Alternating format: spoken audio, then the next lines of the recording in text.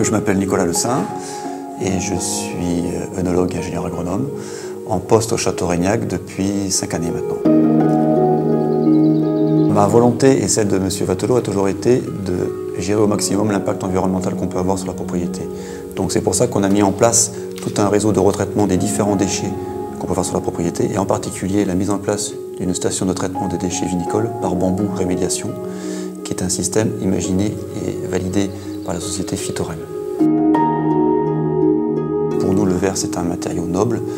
Ça doit être l'écrin du vin qui est dedans. Et on travaille avec un fournisseur qui est Veralia depuis une quinzaine d'années. Pour le Château Reignac en bouteille Ecova Tradition Cannelle, qui est une bouteille qui possède une empreinte écologique moins importante que les bouteilles classiques, c'est pour ça qu'elle nous a intéressés. Et pour le grand vin de Reignac, on travaille en Séduction Cannelle, qui est une bouteille d'un standard un peu plus grand qui permet d'avoir une meilleure visibilité sur un linéaire. Millésime 2010, millésime exceptionnel. 2010, c'est un très grand millésime pour la région bordelaise, en particulier pour Reignac. C'est là qu'on dit qu'on a produit la plus belle bouteille à Reignac, qui est le Balthus 2010. C'est un vin qui est sur les fruits noirs, les cerises griottes, la mûre aussi. C'est un vin qui est légèrement boisé, avec un boisé qui reste fondu quand même, qui est sur le côté vanillé, le côté torréfié, mais sans masquer le fruit du vin.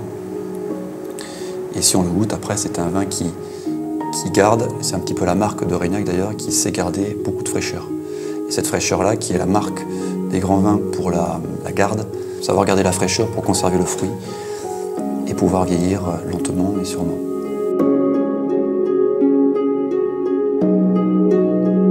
C'est toujours cette notion d'être outsider, d'être ouvert un peu à la critique, de ne pas hésiter à taper le pied dans la fourmilière pour chambouler les choses.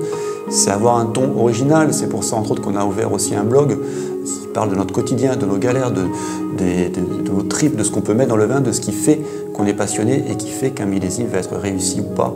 Donc c'est toujours rester sur l'originalité, sur l'ouverture d'esprit, sur le dialogue.